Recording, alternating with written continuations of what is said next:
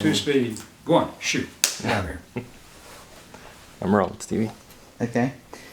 So first, go ahead and introduce yourself, and then tell me a little bit about where you grew up, and was anything in your childhood that helped you or made you get involved with broadcasting? Well, I was born in Kansas, but my family went when I was very young, before school actually, to Cushing, which is just over 50 miles down the road here. And my dad ran the Montgomery Ward store there. So I went to grade school and junior high and high school there, and my last year in high school, a guy had come into town and he had built himself a radio station, brand new. It was what we called in those days a daytimer, which meant that you went on at 6 o'clock in the morning and you signed off whenever it got dark. They actually had a clock time for it, depending on the season. But at any rate, they needed a kid to just help out around the station, and might even get on the air, they said. And so they called the principal of the high school, and the high school principal called the speech teacher and said, you got anybody who would be interested in that? And she called me, and I went there, and I worked there for on and off for oh gosh, like 5 years, through college, you know, when I'd come home, that sort of thing, the summers. And, but it was just absolute, total accident, which a lot of my career has been. I haven't ever gone out looking for a job, and I've just been lucky and in the right place at the right time. So what kind of radio station was it? Was it news or top 40? No, this is an old AM station in a market which is rural. We had farm reports on, and records that were so big that I couldn't even see what they, I've never seen one since. I mean, they were this big around. They looked like big serving platters or something. And a lot of them would come from the U.S. Air Force or something. And they'd have the commercials built into them, but it would be big band music. Rock and roll was just getting underway in the early 50s when I started. And, but I never did have a taste for the music. I essentially ran a little radio station, local newsroom there. Reported on the city council meetings, stuff like that. And eventually got to the point that that was all I was doing. I never was a disc jockey.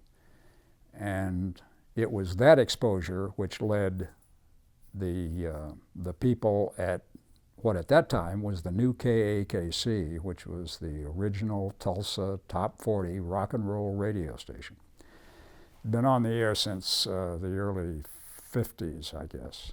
About when that started. And they hired me there, a guy named Dick Schmitz, who is still around, and great commercial voice in town. He's probably been on more commercials than anybody in the community. I'm sure he has, as a matter of fact. But at any rate, he was the program manager at that time. And he called me and wanted to know if I wanted to come to work, and I ended up being the news department, actually. There was just me, and then I could call on the disc jockeys to help out and so forth. We had a guy who really liked fires, Harry Wilson, and the fire department eventually got him a captain's hat and one of those big coats and everything. And it was just a remarkable time because the station owned the market. It's just nothing like that had happened before, and certainly hadn't happened since. We're talking about an AM radio station here, you know, and that lasted for 6 years, I guess. And then there was an opening at KOTV because the guy who had been doing most of the newscasts there, Jim Hartz, had been hired for NBC in New York City, and he was under contract to KOTV. So he went to the general manager and said, can I get out of my contract to go to New York, which is a wonderful deal. And the manager said, sure, as long as you find somebody who'll come in and replace you. And I'd known Jim for a long time, and we were friends. And so he gave me a call, and I went to KOTV in '64, I guess. You want me to still talk broadcasting? Yeah, let me ask, Okay. what drew you into the news? What was it about? It was accidental. But once you got there, what was it that you could have drifted back into? I could have gone any one of a number of directions, I suppose, with my life or with my career as far as that's concerned. There are more things to do in radio and TV than to be on it or have your voice on it or your picture taken by a camera. But there was an element of curiosity on my part that I've always had about how the world works. And when you get right down to it, that's what news is. It's a little slice that you have of time in which you can decide, as the editor or broadcaster, whoever, you can decide what's the most important thing that I would tell somebody if they walked up to me and said, what's new? What's up? What are you interested in? Well, you're interested in how your schools work, and you're interested in how many taxes you have to pay, and you're interested in who's running for mayor, and you're interested in who's running for president and all that kind of stuff, and how all of this kind of thing works. And that's essentially what news is. At least it was at that point. It's become a little different animal over the last 20 years or so. I probably retired about 10 years too late. So how was the transition from radio to television? The transition from radio to TV was, for me, easy. Because at that point in television, none of us knew what we were doing. So you just do the best you can. And you try anything that you think might work. And if it works, fine, do it some more or do it better. If it doesn't work, leave it, go try something else. And that's literally how television news began, not only in Oklahoma and in Tulsa, but in every other newsroom, television newsroom in the country, including the networks, because they didn't know any better. Don Hewitt, the guy who developed 60 Minutes into the powerhouse, I should say the late Don Hewitt, he died a few years ago. I saw him interviewed once, and he described how he was sitting at some convention or something and having dinner in a little diner and saw a black menu board that had little lines across it, and what the people in the restaurant would do would take white letters, individual white letters, and they would spell out B-E-A-N-S, beans and chili, or whatever it was, 75 cents.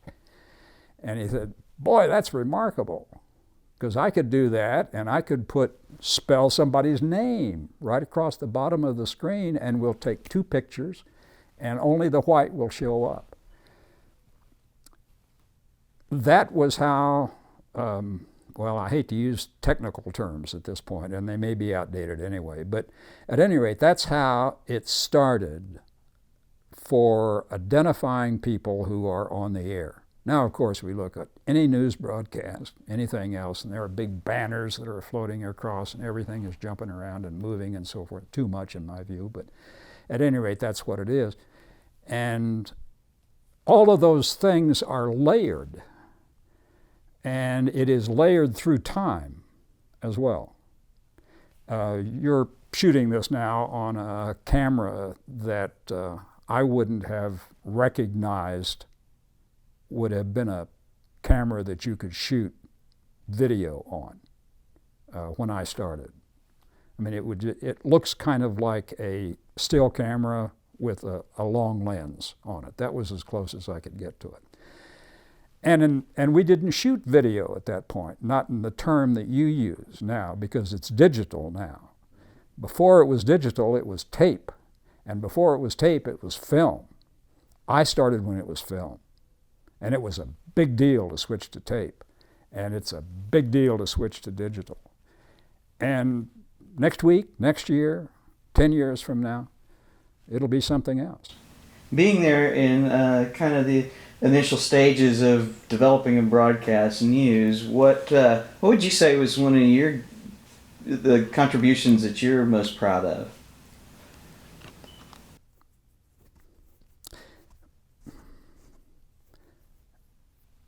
When I got married in 1971, I met my wife at the Charles Manson murder trial, incidentally, which is kind of curious.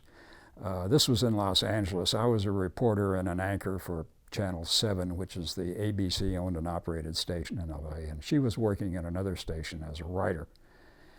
And our seats were assigned together at the Manson murder trial, but we got married and moved back here, and I went back to work at KOTV.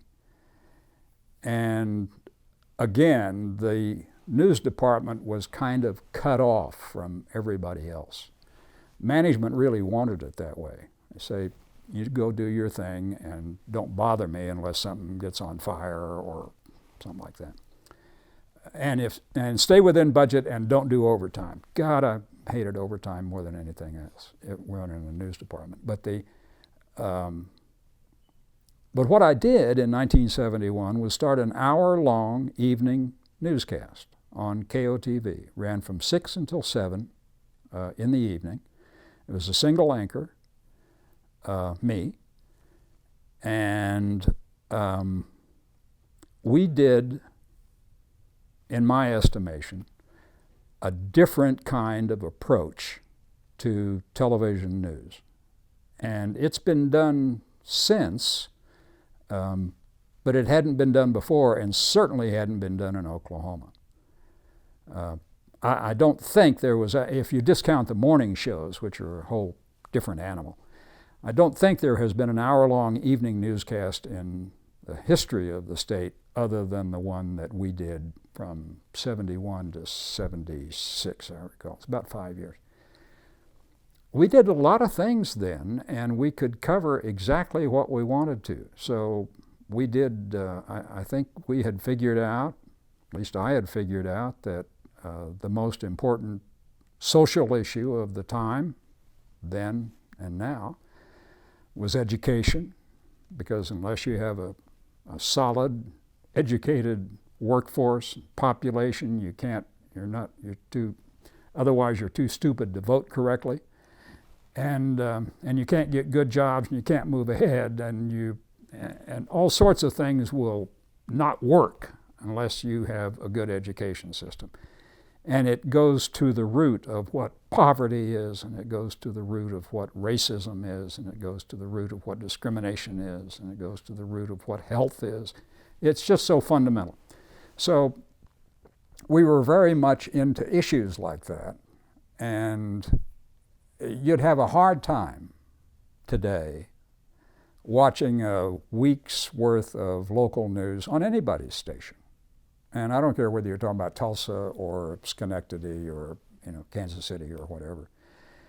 And finding more than 30 seconds maybe devoted to anything that was meant to try to tell the community how important a particular issue was. It's all flashbang stuff now. How many people got killed, how many cars ran into buildings, how many buildings caught fire, all of that kind of stuff. And we see some newscasts that would make you scared that you're going to get killed when you walk out your front door if it's dark. And that's not a good thing, because the vehicle you have, the platform you have, if you're working in TV news, is truly remarkable. You can essentially talk to the whole town. Now, this was before cable came in, so your choices really in Tulsa were 2, 6, and 8. There was the PBS was on the air, but nobody watched PBS, probably still don't outside of Downton Abbey. But the choices were only 3, which meant that, and even if you only got your share, you got a third of the audience because everybody watched. It was just astonishing.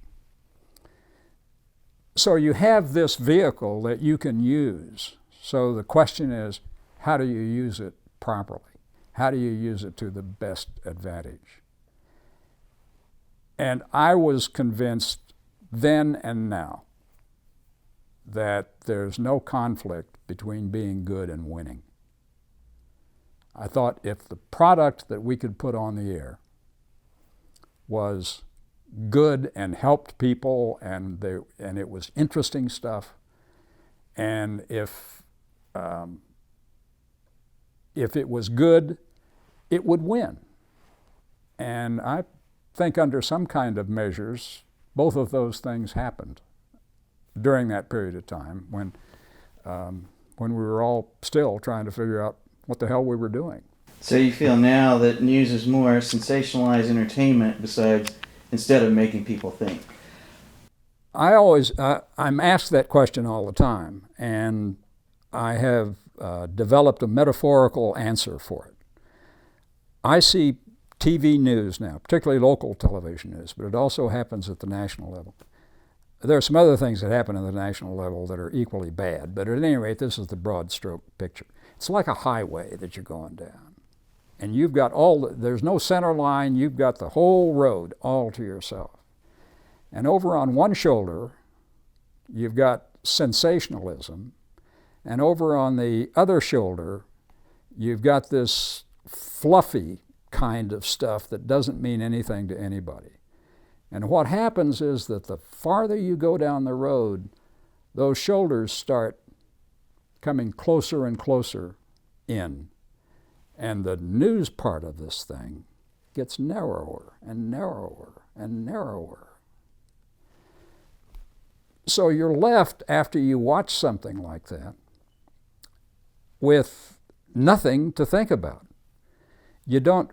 I always told the people with whom I worked that our goal was to produce a broadcast so that the next day a person would walk up to a coworker or someone he met on the street or something and say, did you see blank last night? Didn't even have to say it was on Channel 6. Say, did you see it? And because I want it to be interesting and informative, but also capable of carrying long enough that somebody would actually think about it. And if we did that, then that was fine. We left out the propaganda part. There's a lot of people that tell you what you're supposed to think, Well, I just think you're supposed to think about it, not what you're supposed to think. That's what happened. That was the reference I made just a moment ago to a lot of other things have happened to television news since. And I'm talking about the talk radio, for example, and that has happened, which I think is just a blight on our country. I think this whole business with Fox News being over here far to the right and MSNBC being way over there to the left and CNN running in third place because they're in the middle, what's going on here? Come on. We need people in the news business because they are smarter than us to decide what's the most important thing we ought to know. But boy, after you read the New York Times, you're kind of dead on the print side. You can read the news magazines, that sort of thing. But I want somebody, when I watch a television broadcast or read a newspaper or read a periodical or something, I want somebody who has edited that product. The newspaper editor on the print side, the producer on the broadcast side, to be smarter than I am. Because I don't have time to go out and make a gazillion phone calls and find out what's going on in the community and what I ought to be aware of. I want somebody else to do that. I'm too lazy, I'm too old. What's your take on, a lot of the younger generations enjoy watching like a Jon Stewart and his type of news portrayal and they say that it makes them think? I am a fan of Stewart's. I gave up so long ago on the other people that are doing it. I don't like Fox. I don't like MSNBC. I don't need those kinds of opinions. But Stewart really cuts to it. I mean, he's satirical, but he also deals in subjects that are really important. And he deals with them in such a way that you do have to think about it. My God, that was funny, but damn, is that true? That's where you get with Stewart and Colbert to an extent, I think. And I think they're great assets for the community and for the country. Keep them coming. My children, who are in their 30s now, most of them, a couple of them are a little older, are exactly who you talk about. You know, do you know what's going on? Yeah, we watch Jon Stewart all the time. They also read papers, and so wouldn't want to put them on as people who never read, because those people are kind of scary, actually. I know that they watched long enough that they were satisfied with the product. Save some of those thoughts because we'll come back and talk a little bit about making Tulsa your home. But I got to go back a little bit earlier because as you were talking, I didn't want to interrupt you. But what kind of pickup line do you use at a murder trial to? Well, our seats were assigned together, and you're talking about the fact that I met my wife at the Charles Manson murder trial, the woman who would be my wife at the Manson murder trial. And, you'd have to sit there through all of the, the conferences at the bench and the recesses and all of that kind of stuff. And if you do that for a couple of days, it's been so long since I've even thought of the phrase pickup line that it just, I'm just on another planet. I don't know how that started, other than that she was sitting there and I was sitting here. Awesome. So let's talk about a little bit about your career. Once you got back here in Tulsa, you got the show going, and how did it change? Where did it for you become a part to where, I mean, you're like you were mentioning, you're kind of a mainstay. A lot of people in Tulsa still know you, still remember you.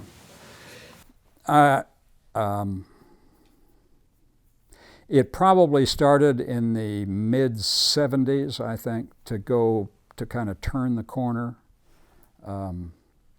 And it happened at a lot of stations that there used to be an obligation, first just as a matter of information.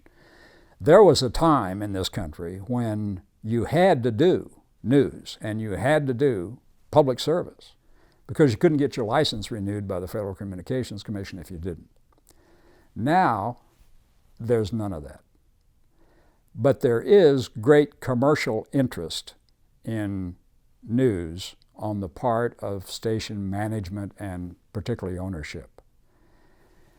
Because television stations, if you have a major network affiliation, have been just a license to print money in the U.S. It's remarkably profitable business. And once the management and ownership of the station realized that half of their income was coming from commercials that were either in or adjacent to news broadcasts, then all of a sudden they had a great interest in making the news be as popular as it could be. Popular is different than good. And so you end up with advice to do a double anchor rather than a single. What do you need that other person for? They still at the networks only run one person on the newscast, and the proof of the pudding on that one was when CBS's ratings were so low that Dan Rather was paired with Connie Chung, and it was a disaster. Nobody's done it since. And shouldn't, because given that half-hour format, you just don't need that. But wouldn't it be nice if we'd have a four-shot now so that we could show both the anchors and the sports guy and the weather person? Wouldn't it be nice if one of them was a woman? Wouldn't it be nice if another one was an Asian? Well, I don't want to sound discriminatory here.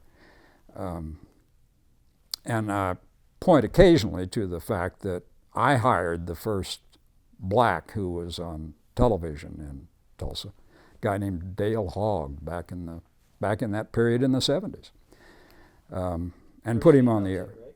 Sir? First female too, right? Yeah, first female news anchor was at KOTV, and I hired her and a bunch of them afterwards because I didn't believe there was any essential difference about being a man or a woman if you're going to be a reporter or a news anchor. You know, it's how tough is it in terms of gender classification to sit at a desk or to go out and interview somebody like you're doing now? Could just as easily be your sister rather than you, and the questions would be the same and the answers would be the same. So why do we have this thing? The reason we have the system that we do is that because when television first began and got very popular, was that we had two things going on. We had Huntley Brinkley on NBC and we had Cronkite on CBS. Now, the only reason we had Huntley Brinkley was because Huntley was in New York and Brinkley was in Washington. That made sense. How much sense does it make to have Clayton on this side and Stevie or somebody sitting right there, and I say, wasn't that an interesting story? You're right, Clayton.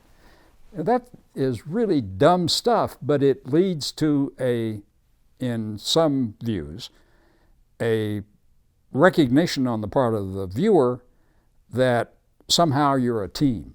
And not only are you a team, but you occasionally run stories that prove that you're lovable and that you like small furry animals and that kind of business. Not that there isn't a place for that. News is not to be judged about whether it's good or bad, and if it's good, we don't do it, and if it's bad, you do. You don't do that. You do it on an interest scale. And there's as much interest now as there was then and always has been in the good things that happen in a community and the good things that happen to a particular person.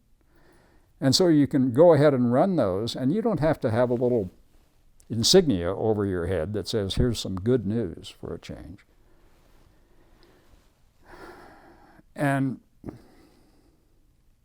I forgot what we were talking about.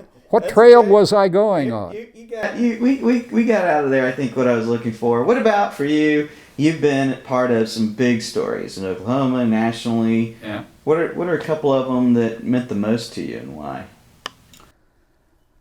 Well, I've been to 9 political conventions, and I have a much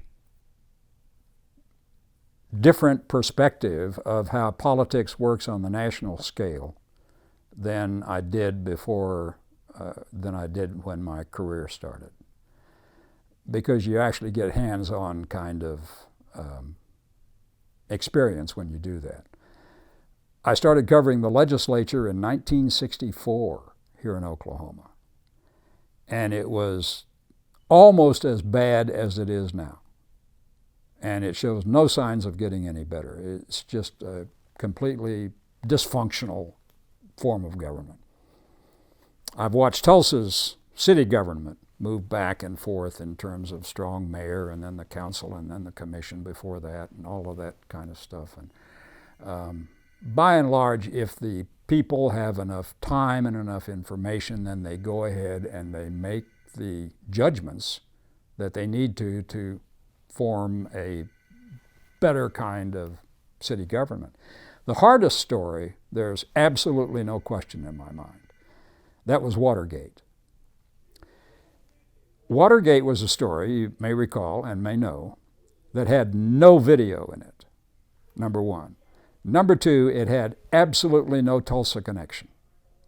There wasn't anything that you could say, like if you have an earthquake in Panama, you can go out and interview somebody who's got a seismic system down in wherever that little town is where we've got that seismic thing, and you could say, could we have it here? Yeah, you could because of the New Madrid fault and all that kind of stuff. Couldn't do that with Watergate. And during that entire period of time, the early 70s, I was doing a 1-hour show. And there were people I know who were not tuned in to Cronkite before they got home and turned on their television set. And I owed them, station owed them, a report on what had happened in Watergate that day. And it was always like a minute and a half reader. It was just awful. You just, I just don't know how we ever got through it. I mean, there were no visuals, there were no sound bites, there was no cover video. The best you could hope for was still pictures of some of the people that you were talking about, and that didn't even take into account Deep Throat. No one knew who he was, you know. So it was a really bad kind of thing, but it did contribute to the ability to write really hard stuff. And I have been doing that ever since, and I catch myself every once in a while, and I caught myself when I was on the air, of putting a story in just because it had a great last line. You know, it's kind of marginal, a little iffy about whether it really ought to spend 30 seconds on this thing, you know. But if it's got a punch to it that you can have fun with, and that people will remember, and that makes them look at it a little differently, then, you know, do what you can. What about when you were in Nam and you were covering the war? What was that like? Well, it was just a nightmare. I only got shot at once, and I'm not even sure about that. I was on a patrol boat, and there was some fire coming off from the jungle, and they rattled the 50 calibers and, you know, fired back, and that was way more than I ever needed to have. But we were doing hometowners, which are interviews with people from the area about what their jobs were. And very few of them were frontline, in the field, you know, grunts with either the Marine Corps or the Army, because you couldn't get there in the way that the networks could, and the networks had just an awful trouble getting there because it was a guerrilla war. There were no lines to cross. Nobody knew what was going on, and it was also, from a much broader standpoint, a real turning point in the way the American public, at least, looked at war. It was the first one we ever had on TV. And it became a very different thing, and the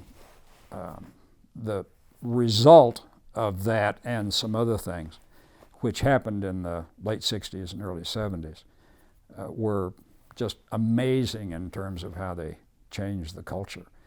And here in Tulsa, we were kind of fortunate if you were in the news business, because the things that really changed from a cultural standpoint would change first either on the East Coast or the West Coast, and they'd take 3 or 4 years to get to Tulsa. So if you just paid attention to what was going on either one of the coasts, you could be right at the edge when you're talking about cultural shift if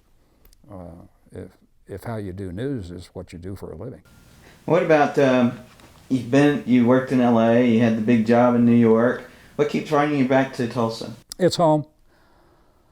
I finally figured out that I left Los Angeles because my wife was a Los Angeles native. She was born, she was a pom-pom girl at Hollywood High School. You know, I mean, that's where she actually went to school. She learned to dance with Lana Turner's daughter. You know, I mean, just all kinds, just the regular Hollywood stuff, you know, that was going on.